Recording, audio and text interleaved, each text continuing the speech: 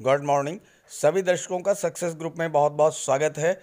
देश में एक बार फिर से कोरोना की वापसी के साथ गृह मंत्रालय के द्वारा कोरोना की नई गाइडलाइंस को जारी कर दिया गया है, जो जानना आपके लिए बहुत ज़रूरी है। ये गाइडलाइंस 31 मार्च 2021 तक लागू रहेंगी। तो चलिए जान लेते हैं क्या है होम मिनिस्ट्री की गाइडलाइंस।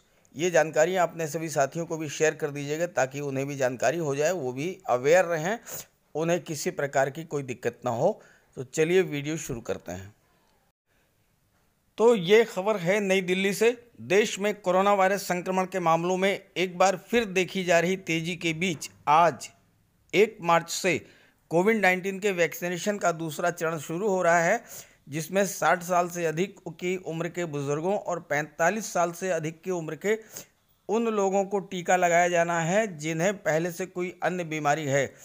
आज से ही देश में कोरोना वायरस संक्रमण को लेकर केंद्र सरकार की ओर से जारी नई गाइडलाइंस भी लागू हो रही हैं, जो 31 मार्च तक प्रभावी रहेंगी।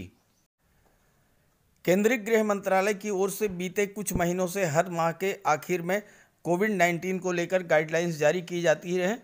इस बार गृह मंत्रालय ने 26 फरवरी को एक आदेश जारी किया, जिसमें उन्हीं गाइडलाइंस को जारी रखने का फैसला लिया गया जो 1 फरवरी से 28 फरवरी तक के लिए घोषित की गई थी। यानी कि जो गाइडलाइंस फरवरी में लागू थी वही गाइडलाइंस जो है कोरोना की मार्च में भी लागू रहेंगी। इसकी अवधि अब बढ़ाकर 31 मार्च तक कर दी गई है। ये आज से प्रभावी हो रहा है।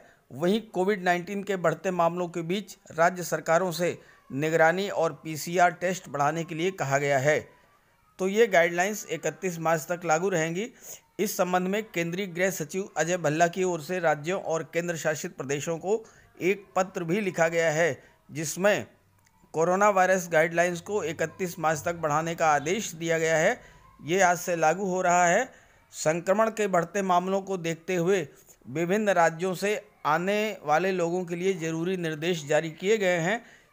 इसके तहत उन्हें अधिकतम 72 घंटे तक का कोरोना नेगेटिव रिपोर्ट पेश करना है। यानी जो लोग दूसरे राज्यों से आ रहे हैं उन्हें 72 घंटे तक का कोरोना नेगेटिव रिपोर्ट जो है पेश करनी होगी। इसके बिना उन्हें राज्यों में प्रवेश नहीं मिलेगा। राज्यों से 65 साल से अधिक उम्र के बुजुर्गों, अन्य बीमारियों से जूझ रहे लोगों, गर्भवती महिलाओं और 10 साल से कम उम्र के बच्चों को लेकर जरूरी सावधानियां बरतने को कहा गया है। देश में आज से लागू हो रहे केंद्रीय गृह मंत्रालय के गाइडलाइंस के मुताबिक सामाजिक, धार्मिक, खेल, मनोरंजन, शैक्षणिक, सांस्कृतिक, धार्मिक आयोजन के लिए बंद स्थलों पर 200 से अधिक लोगों की मौजूदगी नहीं होनी चाहिए। और वहीं खुले स्थानों जैसे मैदान या बड़े आकार के भवनों में क्षमता का अधिकतम 50% उपस्थिति होनी है, उससे ज़्यादा नहीं होगी। ऐसे आयोजनों को संबंधित राज्य और केंद्र शासित क्षेत्र की ओर से जारी एसओपी के आधार पर ही मंजूरी दी जाएगी। केंद्र सरकार ने राज्यों से कोरोना से बचाव के लिए टीकाकरण बढ़ाने को भी कहा है।